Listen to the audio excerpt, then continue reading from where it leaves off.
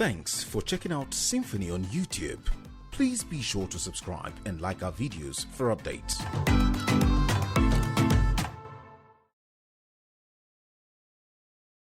Let's start with 2023 election and the rush, as it were, to get the legislature, the legislative instrument that will guide that election put in place in good time. Amendment of the Electoral Act is always ongoing, almost a ritual before every election. But this one is taking a different dimension with allegations that some provisions are being doctored. What do you make out of all this? Well, honestly, it will be presumptuous of me to accept that a document in the National Assembly has been doctored. Members of the National Assembly did not speak with me on the bill. I did not speak to them on the bill. I was never invited to any occasion where the bill was discussed. So in the absence of all of this, it will be difficult for me to accept that anything had happened. If anything had happened to the bill, you know, it is in the conscience of the members of the National Assembly. And my belief is that election should no longer be an ad hoc matter.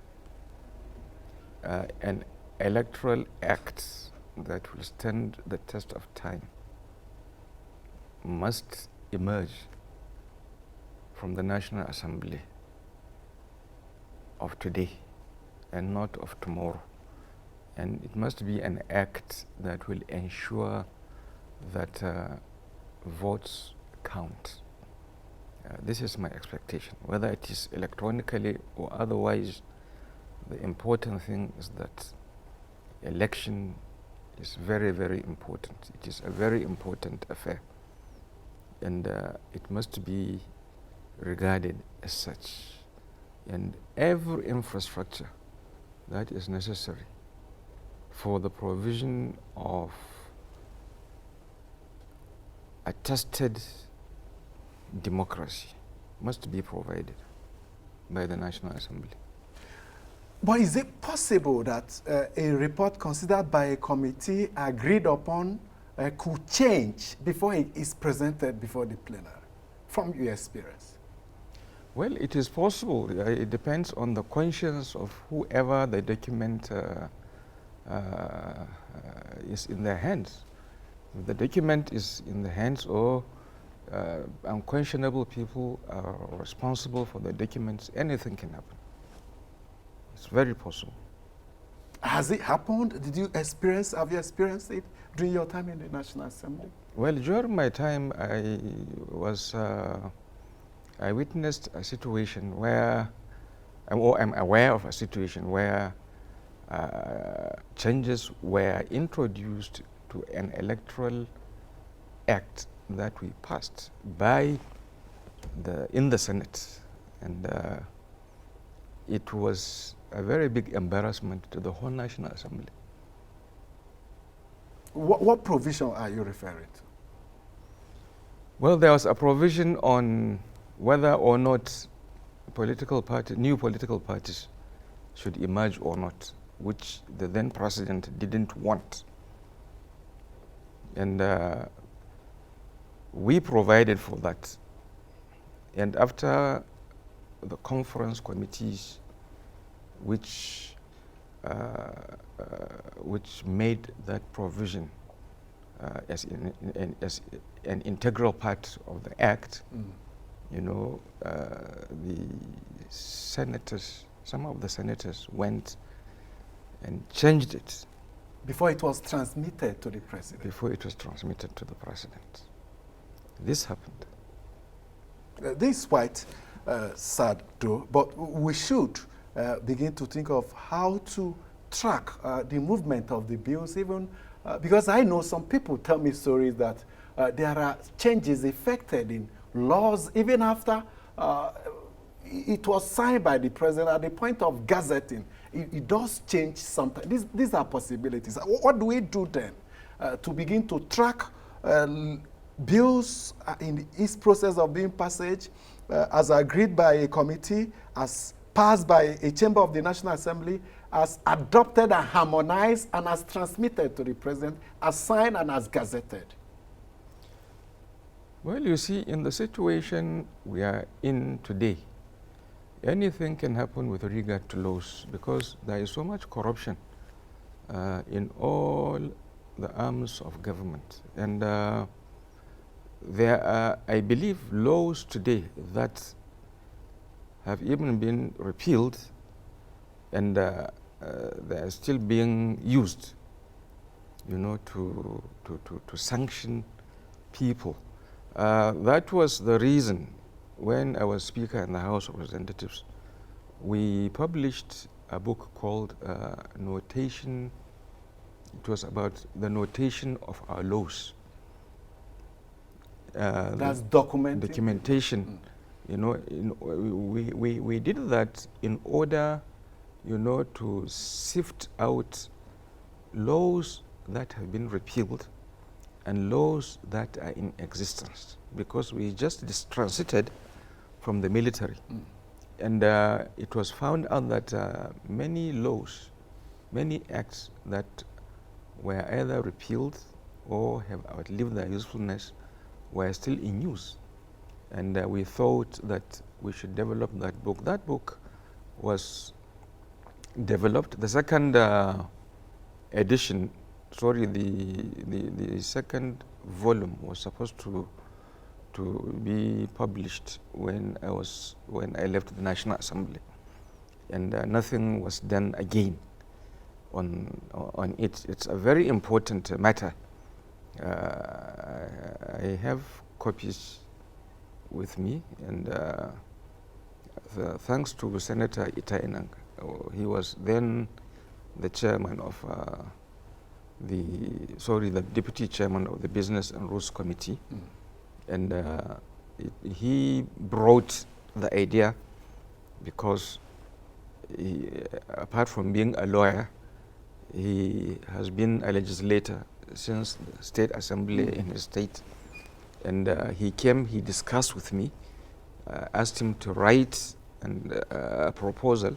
He wrote the proposal, I approved it, and we went ahead and notate, you know, the laws, and the book was launched. Very interesting book. So should be replicated as time passes, so that we tidy up, as it were, these legal instruments. Yes, it should be done. You know, what is happening today is that even the legislature today doesn't seem to understand its responsibilities. I was lucky when I was Speaker, I had such a pool of intellectuals and people who had foresight, and we used to meet regularly and discuss the affairs, not only of the House, but of the country, and we discussed these kinds of things. And having discussed them, we also discuss how to practicalize them, and we go along and do them. Everything that we knew to be our responsibility or to be under our purview, we used to discuss these things, and that informally, I guess. Yes, that is the reason that House of Representatives is different from others. Quite interesting. I also recall, I don't know whether you were in the House when the PIB, I think no, you have left, the PIB controversy over the fake versions everywhere when it was introduced in 2007, 2008. I was not in the House. That was another embarrassing moment for the National Assembly. I was not in the House. Fake bills everywhere. So there's the need to tidy up the process, be in charge, as it were, so that such illegal alteration or circulation of fake version don't just see the light of the day. Well, I think they should do it. I think they should look at the manner in which bills are transmitted from the executive, what process do they follow? This should all be documented so that at any given time, it can be found out where a bill is either tampered with, or it is stolen, or it is changed, right? Or replaced entirely. So these are things that the National Assembly has to do. When I was in the House of Representatives, we had a mechanism in my office where all of these things used to be done. I don't know what happened after I left. Now, the National Assembly passes the bill, harmonizes, sends to the President. What's the procedure like in terms of follow-up to ensure that what is signed and gazetted is what was passed and harmonized? What's the procedure like? Does the National Assembly take up that responsibility? What normally happens is, after the two chambers pass any bill, right? And of course it is expected that there must be differences in the version that the House has passed and the version that the Senate has passed. You know, a conference committee, you know, sits down. You know, the conference committee is a committee consisting of equal number of members of the Senate and the House, and they harmonize the bill. Then they bring it back to both chambers, and it's passed. That is the final act. And the third reading is made, and it has become the document of the legislature of the National Assembly. Then it is now the responsibility of the clerk of the National Assembly to transmit it to the President for his assent. This is the procedure. And when it's assented and gazetted, is the bureaucracy of the National Assembly, in this instance the clerk, is he availed of copies so that he can cross-check to ensure that what was signed is what was transmitted? Of course, it is the responsibility of the clerk to ensure that the bill or the act is clean between him and his legal people.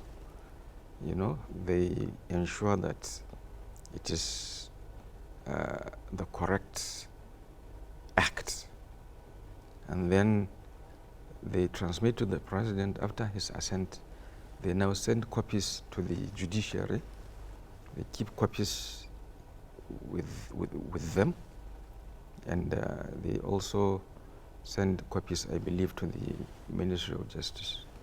It would be interesting to know how your team nipped that alteration in the board in terms of formation of political parties. It will make an interesting hearing.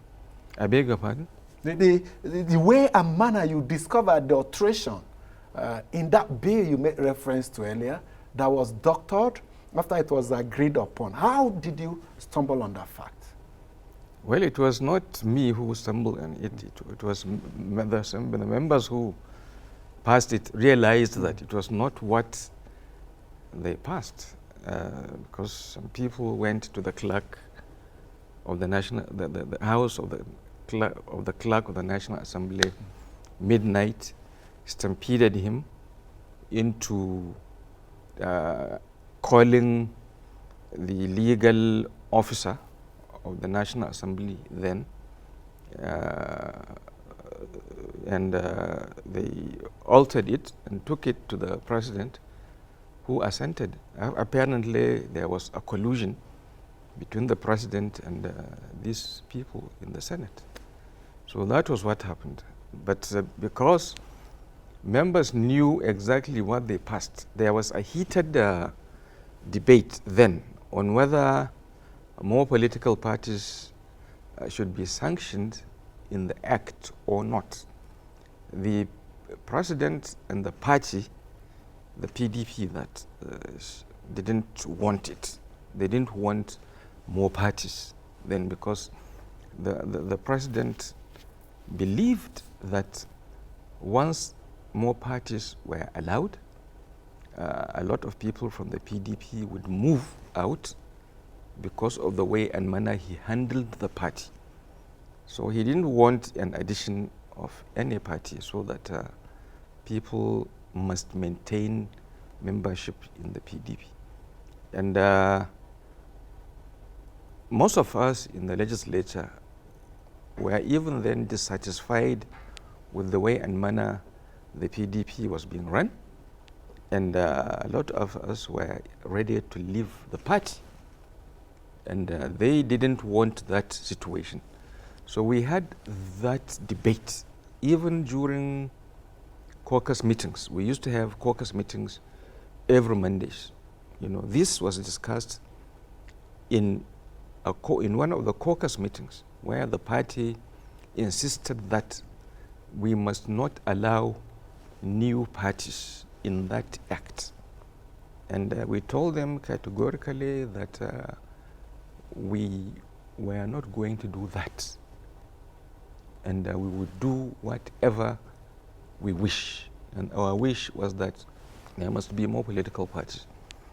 And because that was what was passed, you know, the president and these people decided that they should alter what was done, and they did it. How do you know the president was involved? Because it's an allegation against the then president, huge allegation, as it were. How did I know? Yes. I was Speaker in the House of Representatives, or of the House of Representatives. I knew what we passed. So it's not something difficult for me to know. I mean the involvement of the president, as it were. Well, I think that has passed. That has happened.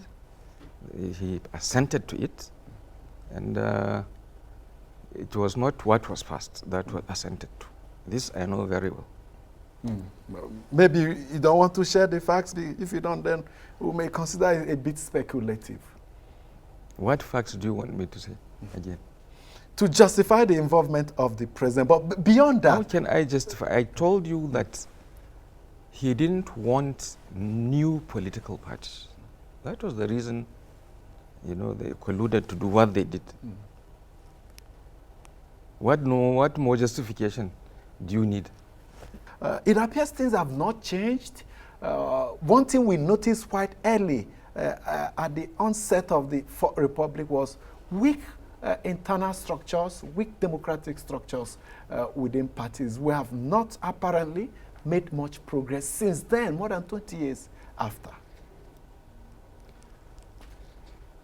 Well, before I answer that question, let me say that on the Electoral Act about the formation of more parties, what I can remember is that late Chief Ghali, I think it was, yes, who went to court to ask the court, you know, to proclaim that it's illegal not to allow the formation of more parties. Once a party, you know, made a proposal and it has met the criteria. And he got the judgment. And they got judgment, yes. That is why you are seeing more parties today. Springing up. Yes. You see, democracy, since we started in 1999, I say it often, and I will say it again, that yes, democracy has given us, or has conferred on us, so many rights. So many rights. But it appears that these rights have been transformed into license by certain people, especially those in power, particularly governors and presidents. You see, what should democracy give to us? Democracy should have given us a situation where people enjoy economic prosperity, political development, social development. People should have been living in peace, in security, and making economic progress, and being more creative positively. And today, 21 years after, or 22 years after, that is not the case. The political parties have not grown. The economy has not grown. The social system has not grown. And people may argue that in certain states, or even the federal government may have constructed roads here and there, or housing scheme, and so on and so forth. These are quantitative, but there has been no qualitative change in the people. Nobody can tell me that he is better off today, economically, politically, and socially, than he was in 1999.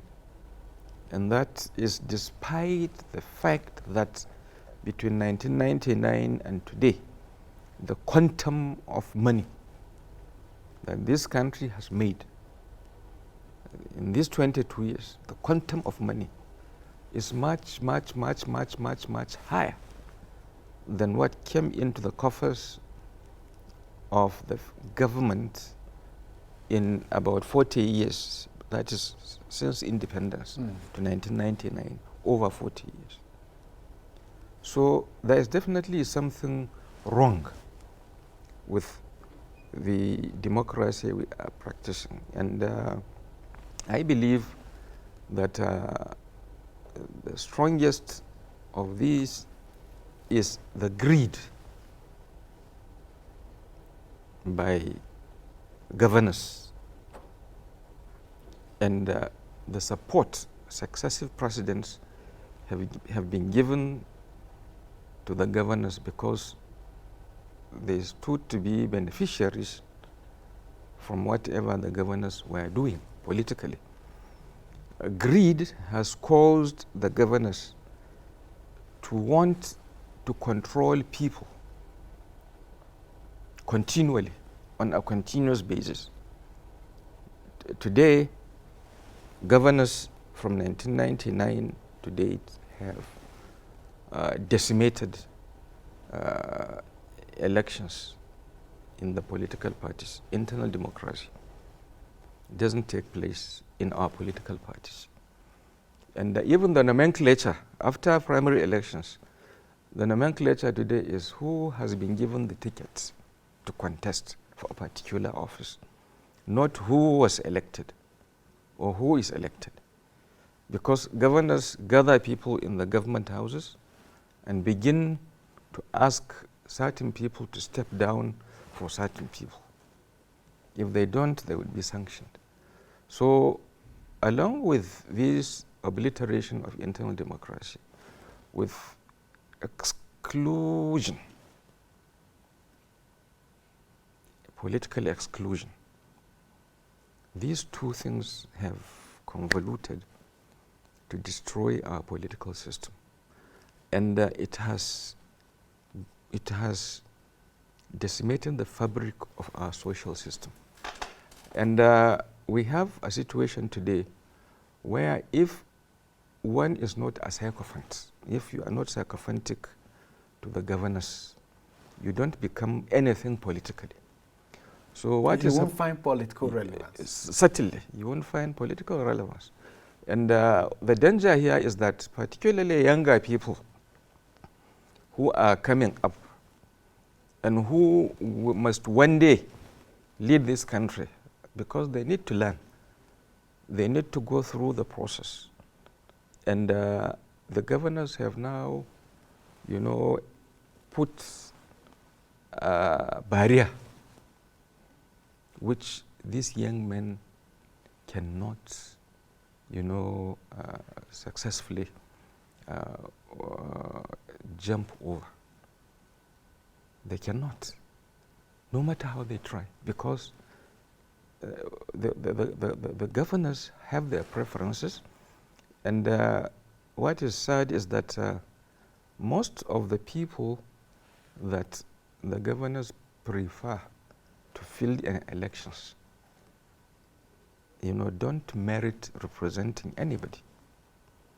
And that is why you see that all our institutions have become comatose, from state assemblies to the National Assembly. You will see that quality of leadership, quality of legislation, quality of everything has gone down, because you must be in the good books of your governor for you to be able to qualify, to become a legislator. Or even be appointed into prominent political offices. Yes. And what this tendency or attitude has also given rise to is that the cost with which and within which people, become political office holders has become so high that politics has refused to be devoid of corruption. Now, let us also consider it this way. At the federal level, the national level, the president is seen as the leader of the party, and he has much influence on the party as the governors at the party, also at the state level. So it starts from the national level, where the president assumes the position of the leader of the party and dictates what happens. And that is wrong. It is wrong because, the leadership of a particular political party by any president or governor should only be symbolic. They have no right to determine who qualifies, to represent people or not, because there is a structure. The party has a structure in the states, in the local governments, and in the wards. Between 1979 to 83, I was actively in politics. And up to the time the military intervened in 1983, all the political parties were conducting successful, primary elections. There was internal democracy in the political parties. I cannot remember anybody going to my governor then to ask him to support him to become the candidate of his party. Once the party decides, and the party decides, in conformity with what the electorate have, chosen. If the electorate within the party voted, to field a particular person, a particular aspirant to become their candidate, either whether it's a councillor or whether it's councillorship, whether it's House of Assembly or chairmanship of local government or House of Representatives or Senate. Once members of the party have done that, the party will maintain it, and the governor would never influence it, to suit his own preference, or any godfather would not come and say, look, this is my preference, jettison what you have done. I never noticed that. How do we now replicate the good old days in present day? Well, many things must be done. First of all, the greed must be done away with. It has to be curbed or eliminated. It must be. You see, what has happened today is that those who have taken over political leadership today are mostly businessmen. They are not politicians. Whereas in the Second Republic, most of those who were elected into political offices, you can't describe them as businessmen. Businessmen as in they are politicians. They run successful businesses and turn to politicians. They were in politics, for the development of their people. The distinction is that, of course, even when you are a politician, you must do some business. Yes. But the distinction is You know, a politician knows that when the public interest conflicts with his private interest, right, he gives way for the public interest to prevail. This used to happen in that republic. In this republic, you can see clearly that most of those, you know, in political offices today, most of them are businessmen. You know, politics... After their pockets. Yes, politics has become mercantilist. If you don't have capital, you know, a lot of people come to me and say, please, I want some capital. I want to participate in politics. I want to contest for election. Can you assist me with some capital? So politics... It would have been better if they would demand for capital to start politics off. Has become mercantilist. Let me tell you, let me narrate you a story. One day, a nephew of mine came to me. He was not even in politics. He had friends who were members of the AMPP. I was in PDP then. And AMPP was in the government in my state then. And he came to me to ask me to lend him some money, 1.2 million naira. And asked him, what are you going to do with this money? He told me that his friends in the MPP asked him to contest to become councillor of his ward. And that that 1.2 million naira was needed to buy motorcycles, you know, to be given to the delegates. And once the delegates receive the motorcycles, they will elect him to represent the as party. Their candidate. Yes. And once he became the candidate, because AMPP was in power, it controlled the state electoral commission. Automatically, he will become the councillor for his ward. And vice versa for even PDP yes. control states. And he said to me, in the first 3 months, not only would he have made that money that I lent him, he would have made some profit. And I felt very, very sorry for the state and the country, because that is the way our younger men think. And that is because politicians don't mentor and tutor them. They see what these politicians, particularly governors and their associates, what they do, what they say, you know, and they try to replicate them. Okay. So there is no leadership. You know, so we need to begin to infuse the right orientation, even from base. That's the point you're making. But let me get your quick reaction to this issue that is a bit controversial. Southern governors coming together to insist on the presidency, coming from that part of the country in 2003. Is that a right move? Well, my own opinion is that a leader should always be a leader. A leader is a leader because he is different from other people. And a leader must do everything possible to maintain that leadership position. You know, a leader anywhere is a leader everywhere. Therefore, I don't see the necessity of them uttering such things, because election of Southerners into the presidency took place in the past. And Northerners supported such moves very, very well. If you take Chief Abiola, for example, Chief Abiola was elected by every part of this country, every part of that, and nobody coerced anybody to vote for him. People felt that, yes, he deserved to be elected, and they voted for him. You know, I was in the NRC, I was not in the SDP. And the candidate of the NRC was my uncle. He was my mother's younger brother. And I worked for the NRC, I worked for him. But of course, when the election was nullified, you know, I felt bad because I wanted democracy, and that it was not a good thing for the country.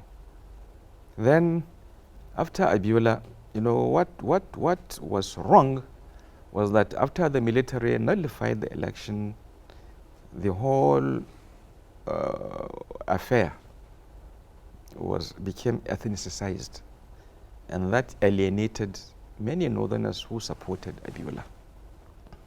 Someone like late Alhaji Abubakar, for example, who was a very close friend of my uncle who was the presidential candidate of the NRC. They were very close, and he parted ways with my uncle and supported Abiola. And there are many of them like that. They all felt very, very angry because of the ethnicization of June 12th. Was it really ethnicized? Well, this is... Or is it that some part of the country pushed more for its restoration? It was ethnicized because a lot of people in the movement started blaming northerners for doing that. Yes, it was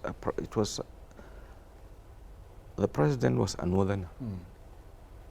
But it was not as if northerners, you know, met to ask the president to nullify the election. But it was lumped on northerners, and many people were angry. But that notwithstanding, you know, Obasanjo came. A lot of us did not support him in the first instance. For example, I was supporting Dr. Alex Ekwemi in the PDP. And some people, because they had the means, you know, imposed Obasanjo. Obasanjo did not even win his word. The condition the PDP, you know, imposed on any candidate that should contest the presidency on its behalf was that he must win his word. Obasanjo did not win his word. He was defeated by AD in his word. Even in re-election, he failed to also win his word. Only for PDP to come out and say they have waived, they gave him a waiver. So eventually, our candidate, you know, Dr. Alex Ekwemi, was forced to